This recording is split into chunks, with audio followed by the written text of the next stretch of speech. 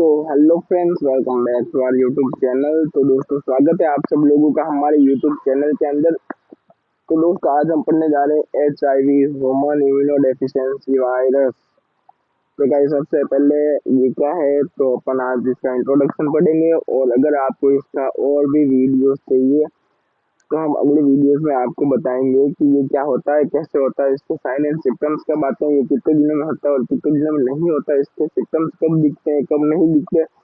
Okay, तो आज सिर्फ इसका मेन बेसिक इंट्रोडक्शन ही अपन देखेंगे। HIV की फुल फॉर्म मोस्टली आपको पूछी जाएगी हर एग्जाम के अंदर, फिल इन द ब्लैंक्स और MCQ के अंदर 1 नंबर के अंदर पूछे जाने वाली मोस्ट इम्पोर्टेंट फुल फॉर्म है ह्यूमन इम्यूनोडेफिशिएंसी वायरस। HIV की फुल फॉर्म क्या है? Human immunodeficiency virus. अब इसको ह्यूमन इम्यूनोडेफिशिएंसी वायरस क्यों बोलते हैं? क्योंकि ये जब एंटर होता है हमारी बॉडी के अंदर तो पूरी इम्यूनिटी को डाउन कर देता है और फिर अटैक करता है, इसलिए इसको बोलते हैं human immunodeficiency virus. Okay, important है दोस्तों, आपको ये हर एग्जाम में पूछी जा सकती है 1 नंबर के अंदर अगर आपकी ये टॉपिक है तो। ठीक है, दूसरा, HIV एड्स डे कब मनाया जाता है? HIV एड्स डे December 1 को मनाया जाता है।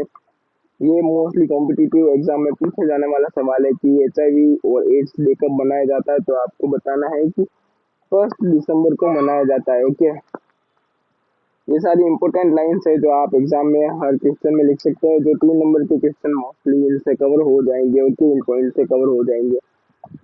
तो इट इज ऑन पेंडेमिक, ये एक पेंडेमिक डिजीज है, ये कोई एक स्पेसिफिक जगह की नहीं है, स्पेसिफिक कंट्री की नहीं, ये कहीं भी किसी को भी हो सकती है। अगर आप मल्टीपल सेक्सुअल इंटीमेट कर रहे हो या फिर ब्लड ट्रांसफ्यूजन के थ्रू कहीं भी किसी को भी हो सकती है। पूरे ग्लोबली ये पेंडेमिक डिजीज है, पूरे ग्लोबल में कहीं भी हो सकती है। ठीक है, ये भी कवर हो चुका है। It is also known as smartest virus, इसको स्मार्टेस्ट वायरस कहा गया है। स्मार्टेस्ट इसलिए कहा गया है क्योंकि ये mainly CD4 cell plus T helper cell, CD4 cell और T हेल्पर सेल को टारगेट करता है और सबसे पहले इन्हीं को डिस्ट्रॉय करेगा और फिर ये आगे बढ़ेगा जब तक इसकी सेना नहीं बन जाएगी, जब तक ये मल्टीप्लाई होकर उतना पावरफुल नहीं हो जाएगा जितना मतलब इसको होना चाहिए डिजीज कंडीशन अराइज करने के लिए, तब तक ये सिस्टम बिल्कुल शो नहीं करेगा। ये आपको सिस्टम 5 साल तक शो नहीं करेगा, उसके बाद सिस्टम धीरे धीरे शो करना चालू करेगा और ये धीरे धीरे पूरे शरीर को खोखला कर देगा दोस्तों। फिर ये फिर ये अटैक करेगा आपके ऊपर और आपके ऊपर हावी होगा। इसलिए मोस्टली 99% केसेस में ये अर्लियर डिटेक्ट हो ही नहीं पाता है।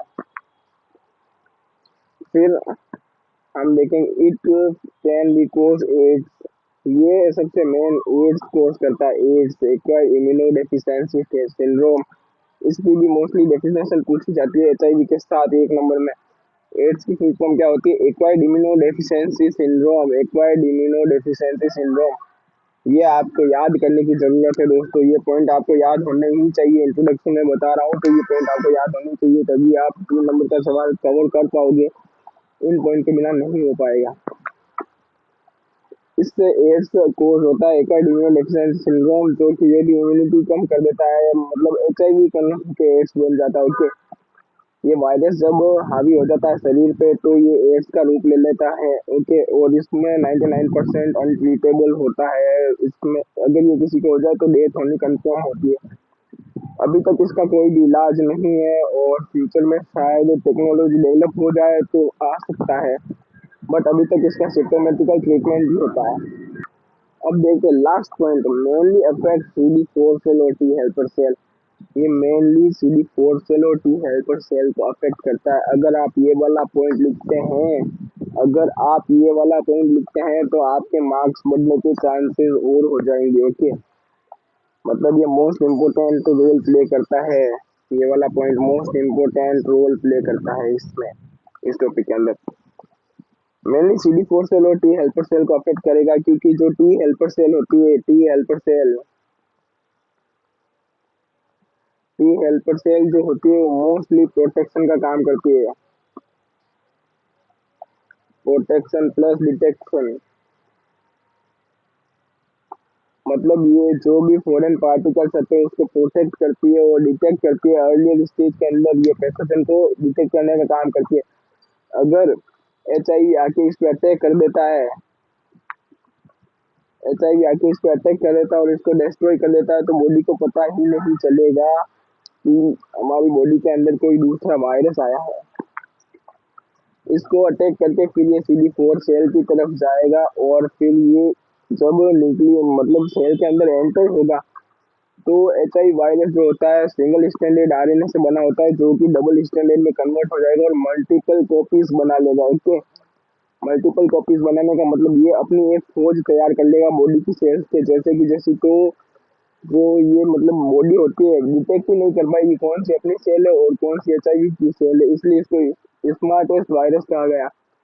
क्योंकि ये इतनी मतलब परफेक्ट कॉपी बनाएगा ना कि बॉडी को पता ही नहीं चलेगा कौन सी अपनी सेल है और कौन सी HIV की सेल है। तो ये बाद में 5 साल बाद सिस्टम शो करेगा,